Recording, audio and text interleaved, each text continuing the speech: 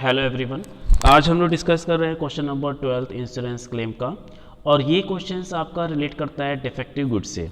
Defective goods basically जो stock है उसमें कुछ गुड्स ऐसा है जो डिफेक्टिव नेचर का है और उसको हम उस जीपी रेट पे सोल्ड नहीं कर सकते जिस पे हम लोग करते थे। तो इसको किस तरह से सॉल्व किया जाएगा।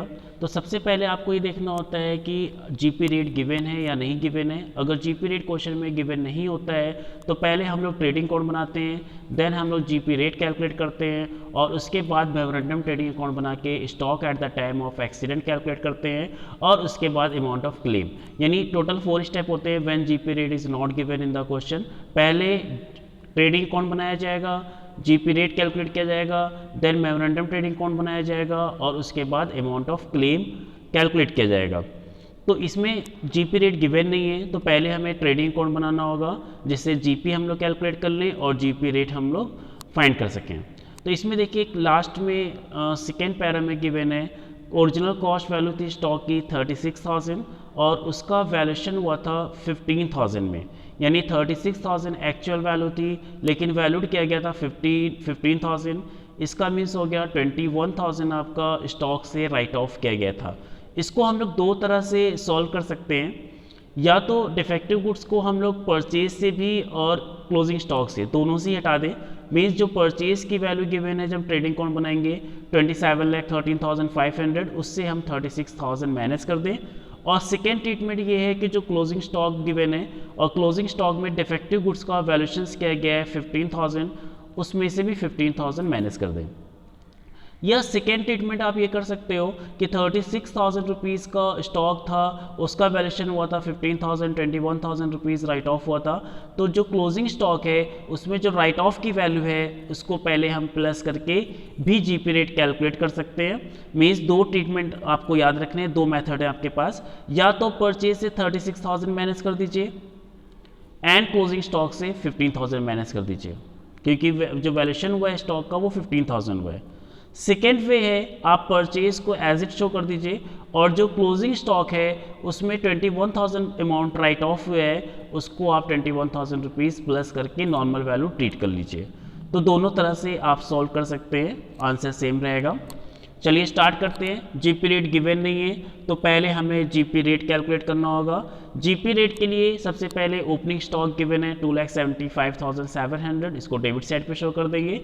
परचेज आपका 15-16 का गिवन है 27,13,500 और इसमें से 36,000 जो डिफेक्टिव गुड्स था उसको माइनस कर देंगे, लेस कर देंगे। Sales during the year given है 35,10,000, उसको शो कर देंगे। और जो स्टॉक गिवन है 5,11,200, इसमें 15,000 का डिफेक्टिव गुड्स भी इंक्लूड किया गया है, उसको भी माइनस कर देंगे, लेस कर देंगे। तो आइए देखिए इस तरह से हम ट्रेडिंग अकाउंट बनाएंगे। टू ओपनिंग स्टॉक 2,75,700, परचेज से 36,000 माइनस कर दिया 26,77,500। सेल्स की वैल्यू गिवन थी 35,10,000, उसको शो किया। और जो क्लोजिंग स्टॉक गिवन था उसमें डिफेक्टिव गुड्स का वैल्यूएशन हुआ था 15,000, उसको भी हटा दिया। तो वैल्यू आ गई 4,96,200। Then you have to calculate gross profit which is 10,53,000 rupees and then you have to calculate GP rate gross profit into 100 divide by sales. तो ये आपका परसेंटेज आ गया 30%। अब आपको मेमोरेंडम ट्रेडिंग अकाउंट बनाना है और मेमोरेंडम ट्रेडिंग अकाउंट में अगर आपने डिफेक्टिव गुड्स सोल्ड किया होगा तो वो सेल्स से माइनस कर देंगे। तो जो क्लोजिंग स्टॉक था उसको ओपनिंग स्टॉक में शो कर दिया। परचेज गिवन थी 7,50,000 और लास्ट में गिवन है 1,50,000 की परचेज गिवन थी, इसका रिकॉर्ड नहीं किया गया था, उसको भी रिकॉर्ड में ले लीजिए। सेल्स गिवन है 9,15,000, इसमें 27,000 का डिफेक्टिव गुड्स सोल्ड हुआ था।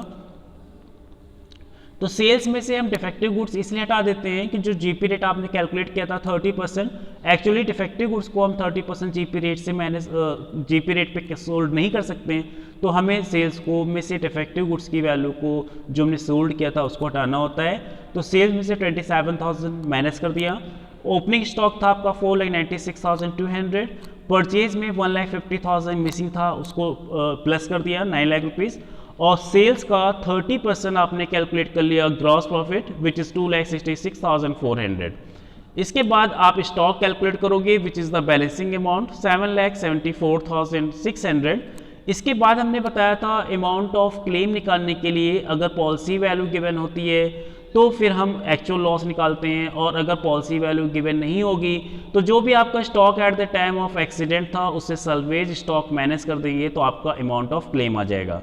7,74,600 stock at the time of accident आया है। सल्वेज वैल्यू मीन्स जो डिस्ट्रॉय नहीं हुई थी उसकी वैल्यू गिवन है 63,000, उसको माइनस कर दीजिए और आपका अमाउंट ऑफ क्लेम आ गया 7,11,600। तो इस तरह से क्वेश्चंस हम सॉल्व करेंगे। जब डिफेक्टिव गुड्स से रिलेटेड क्वेश्चंस होगा तो डिफेक्टिव गुड्स को हमें परचेज से भी हटाना होगा, क्लोजिंग स्टॉक से भी उसका इफेक्ट हटाना होगा, और अगर डिफेक्टिव गुड्स को सोल्ड किया हुआ है तो डिफेक्टिव गुड्स की वैल्यू को, जो हमने सेलिंग प्राइस है डिफेक्टिव गुड्स की, उसको हमें सेल से भी लेस करना होगा। उसके बाद आपका कैलकुलेट करना होगा stock at the time of accident. और अगर स्टॉक आपका डिफेक्टिव सोल्ड नहीं होता है तो उसको हम लोग मार्केट प्राइस और cost price which ever is less अलग से प्लस कर देंगे जो स्टॉक आया होगा, और उसके बाद सैल्वेज वैल्यू माइनस कर देंगे। तो ये टॉपिक क्लियर हो गया होगा। और इसके पहले के जो बेसिक क्वेश्चंस कराए हैं पहले इसको देख लीजिए जिससे ये टॉपिक आपका अच्छे से क्लियर हो जाए। Okay bye, have a nice day.